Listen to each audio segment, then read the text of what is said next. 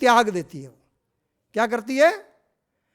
त्याग कर नए परिवार में समाहित हो जाती है, जैसे वो उसी परिवार का हिस्सा है। तो अपने आप सब कुछ त्यागना, तो त्याग करना मतलब वर्ण करना। तो यहां तत्सवितु वरेण्यम, मैं ईश्वर में तेरा वर्ण करता हूं। और उसमें आगे कहता है तत्सवितु वरेण्यम भर्गो देवस्य धीमहि, धीमहि बुद्धि, मुझे ऐसे ही बुद्धि देना और ऐसी शक्ति देना कि मैं इसको कर सकूं। यही तो मांग रहा है। तो अगर आप शांति चाहते हैं तो फिर त्याग की भावना लानी पड़ेगी। आप भारत की सीमा से परली तरफ देखिए, सीरिया, इराक, ईरान, जहां झगड़े चल रहे हैं वहां त्याग की भावना की कमी है। जहां त्याग है वहां शांति है। तो मुझे खुशी है कि कम से कम ये संस्था शांति पर काम कर रही है, और शांति पर अगर हम काम करेंगे सबको। और मैं एक बात कहता हूँ, वंस अपॉन ए टाइम में जब थाईलैंड में मैंने भाषण दिया तो मैंने मुंबई के एक अपार्टमेंट का एग्जाम्पल दिया कि मैं एक दिन मुंबई के एक अपार्टमेंट में सो रहा था। ये एडवोकेट साहब, हमारे वकील साहब ने भी इस बात का एग्जाम्पल दिया। मैं उनकी बात को आगे बढ़ा रहा हूँ कि हम सोसाइटी में कैसे रहते हैं, कैसे सोचते हैं, इसका बड़ा फर्क पड़ता है। हम शांति चाहते हैं तो शांति के लिए हमारा कंट्रीब्यूशन क्या होना चाहिए? प्रत्येक नागरिक का। हम अधिकार की बात करते हैं तो हमारे दायित्व क्या हैं, जिम्मेदारियां क्या हैं, उनका भी निर्वहन करना चाहिए। तो वही मैं यहाँ कोड कर रहा हूँ कि मैं उस सोसाइटी में था, रात को एक परिवार ने, कुछ लोगों ने शायद शराब पीकर डीजे चलाना शुरू कर दिया। क्या शुरू कर दिया? फुल साउंड पर डीजे। रात को लगभग 10 बजे की बात है। मैं हैरान हो गया। उस सोसाइटी की कोई ऐसी बालकनी थी जिसमें 2 से 3 से ज़्यादा कम लोग होंगे। सब सोसाइटी के लोग बाहर थे और एक आवाज में ए करके उन्होंने 2 मिनट में वो डीजे बंद करा दिया। जब सारी सोसाइटी के लोग एक साथ खड़े हो, किसी की हिम्मत थी डीजे चला लेगा? हम दुनिया में शांति चाहते हैं तो हमें शांति का आग्रह भी पूरी ताकत से करना पड़ता है। आज दुनिया में इतने झगड़े चल रहे हैं, कितने लोग सड़कों पर आ रहे हैं। अरे भाई, आज हम ग्लोबल हैं। आज यूक्रेन और रसिया में युद्ध चल रहा है, इसका मतलब यह नहीं कि भारत के व्यक्ति पर असर नहीं पड़ेगा। फिलिस्तीन और इजराइल के बीच में झगड़ा चल रहा है तो इसलिए इसका मतलब नहीं है कि उसका असर हम पर नहीं पड़ेगा। दुनिया में आज कुछ भी होता है तो उसका आर्थिक असर भी हमारे ऊपर पड़ता है, सामाजिक पड़ता है, मानसिक पड़ता है, वो तो अलग है। आर्थिक असर भी हमारे ऊपर पड़ता है, इसलिए पूरा विश्व प्रभावित होता है। आज हम एक ग्लोबल विलेज में रह रहे हैं और विश्व के अंदर हर क्षेत्र में शांति हो तो ही इस विश्व का भला हो सकता है। और हमने तो कल्पना करी है, सर्वे भवन्तु सुखिनः सर्वे सन्तु निरामया सर्वे भद्राणि पश्यन्तु मा कश्चित् दुःख भाग् भवेत्। हम तो कह रहे हैं कि सब सुखी हों। हम ये तो नहीं कह रहे अहम सन्तु निरामया। मैं अपनी तो बात नहीं कर रहा हूँ। हम सर्वे भवन्तु सुखिनः की बात कर रहे हैं, अहम सन्तु सुखिनः की बात नहीं कर रहे हैं। तो अगर हम चाहते हैं कि इस दुनिया के अंदर सुख, शांति और समृद्धि हो तो हमको शांति के लिए आग्रही बनना पड़ेगा, और वो पूरी ताकत से बनना पड़ेगा। हमारा गांव हो, हमारा मोहल्ला हो, हमारा क्षेत्र हो, हमारा स्टेट हो और हमारी चाहे देश हो, इसके अंदर कहीं भी अगर कोई हिंसा करता है, और हिंसा के बहुत सारे रूप होते हैं, मैं उसमें नहीं जाऊंगा, लेकिन उस पर हमको काम करना चाहिए। दूसरी बात, यहाँ जो मेरे साथी लोग बैठे हैं वो कहीं ना कहीं अपने अपने क्षेत्र में ऊंचा काम करके आए हैं, और ये उनका कहीं ना कहीं किसी न किसी इंस्टीट्यूशन के थ्रू योगदान होता है। मैं कई बार लोगों से पूछता हूँ, हमारे दिमाग में एक बहुत बड़ी बात है कि सब काम सरकार को करना है। ऐसा ही है कि नहीं है? लेकिन सरकार तो कुछ करती ही नहीं है, 2 काम छोड़कर, और ना उसका कोई काम है। क्या है 2 काम? सरकार के 2 ही काम होते हैं, क्योंकि मैं खुद सरकार का हिस्सा हूं इसलिए बता रहा हूं। एक पॉलिसी बनाना, एक पॉलिसी के लिए बजटरी एलोकेशन करना, पैसे का प्रावधान। तो बाकी काम कौन करता है? सरकार को भी काम करने के लिए संस्थाएं बनानी पड़ती हैं। क्या बनानी पड़ती है? इंस्टीट्यूशन खड़े करने पड़ते हैं। आज देश में सरकार कहती है कि किसान को एमएसपी मिलना चाहिए, तो नेफेड नहीं हो, एफसीआई नहीं हो तो एमएसपी नहीं मिलेगा। और नेफेड और एफसीआई सरकार नहीं है, वो संस्था है। वो क्या है? वो संस्था है। आप देखेंगे सरकार के यहाँ जाएंगे आप तो बोलेंगे वो उस डिपार्टमेंट के हेड हैं। डिपार्टमेंट मीन्स विभाग, वो सरकार नहीं है, वो डिपार्टमेंट है। तो सरकार के काम उनकी संस्थाएं करती हैं और उसमें सामाजिक संस्थाओं को भी सरकार साथ में लेती है। आप देश में देखेंगे बहुत सारी कोऑपरेटिव इंस्टीट्यूशंस हैं, सोशल सोसाइटीज़ हैं, उनको साथ में लेकर काम करते हैं। तो हम सब लोग जो यहाँ पर हैं ये सब सरकार के हाथ हैं, हिस्सा है। तो हम सबको मिलकर ही देश चलाना है।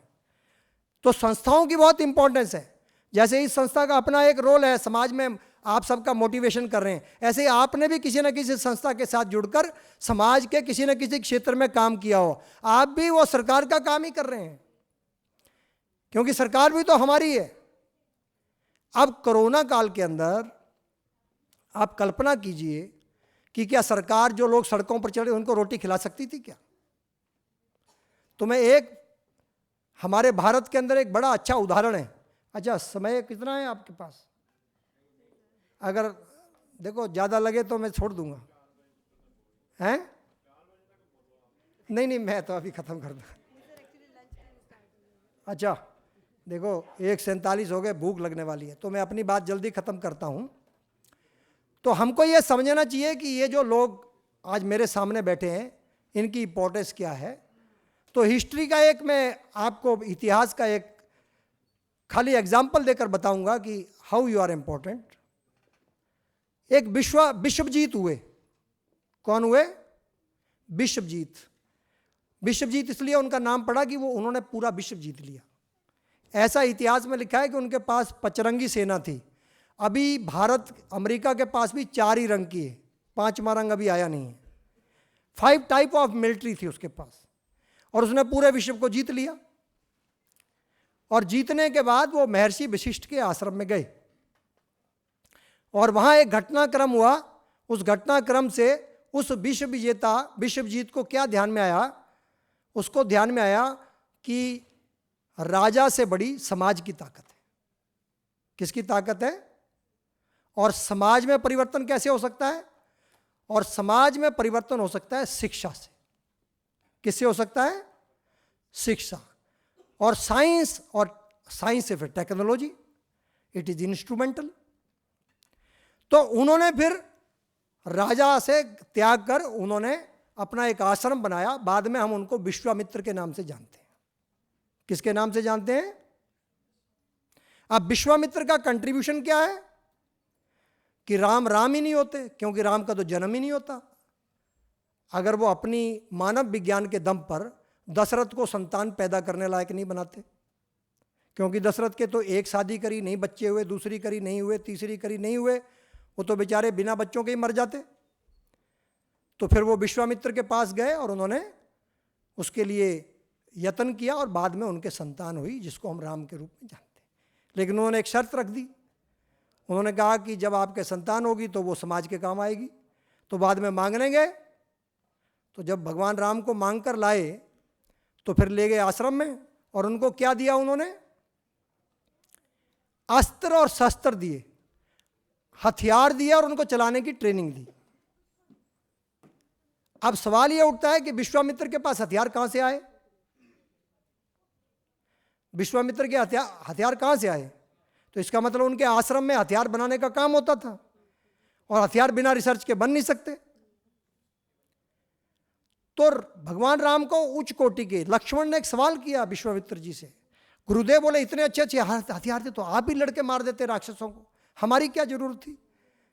तो उन्होंने कहा कि जब मैं योद्धा था तब चिंतक नहीं था, अब चिंतक हूं तो अच्छा योद्धा नहीं हूं, ये काम तुमको करना है, इसलिए मैं तुमको तैयार कर रहा हूं। और उन्होंने उनको ट्रेनिंग दी, बाद में उन्होंने राक्षसों को मारा, सब अच्छी बात है। तीसरी चीज उन्होंने दिया गायत्री मंत्र, जिसकी मैंने अभी जिक्र किया, त्याग का मंत्र, दुनिया का महानतम मंत्र, जो नासा ने कहा कि हवा के अंदर सबसे ज़्यादा वाइब्रेशन क्रिएट करने वाला है, तरंगे पैदा करने वाला मंत्र है। तो क्या वाइब्रेशन क्रिएट, वो वाइब्रेशन नापे बगैर क्या मंत्र बन गया होगा? इसका मतलब वहाँ पर उनके आश्रम के अंदर भौतिक पर भी काम होता था, रसायन पर भी होता था, साइंस पर भी होता था, मानव विज्ञान पर भी काम होता था। ये प्रमाण है। और विश्वामित्र ने अपनी रणनीति और अपनी शिक्षा और एजुकेशन के बल पर जो है वो राम को खड़ा किया। राम ने रावण को मारा, राम ने रावण को मारा। लेकिन मैं एक सवाल पूछता हूं, जब राम जीत कर आए, राम राज्य की स्थापना करी, तो राम राज्य की स्थापना किसके मॉडल पर करी होगी? रावण वाले के या विश्वामित्र वाले मॉडल पे?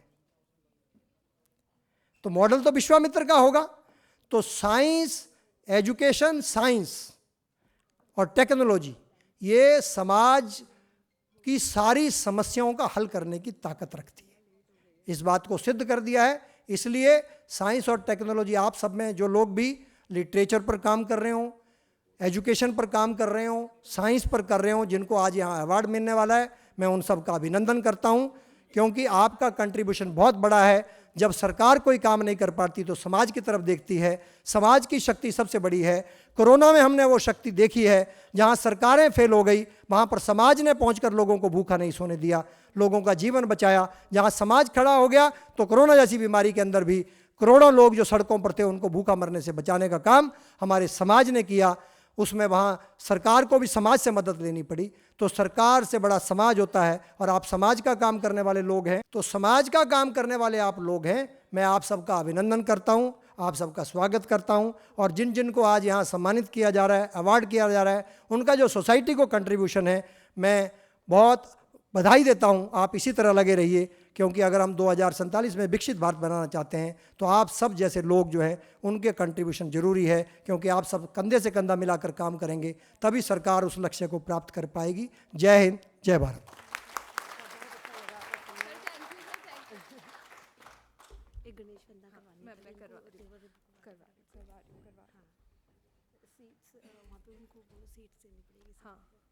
Okay, thank you sir, thank you so very much. And now it's time for Ganesh Vandana, and I would request to our dignitaries, sir, आप लोग please अपना स्थान नीचे, स्टेज से नीचे यहाँ सामने ऑडियंस में ले लीजिए. So I would like to call upon stage BMP Fire Group for Ganesh Vandana. And for that, I would like audience please, Ganpati Bappa, Mangal Murti. Okay then. Thank you.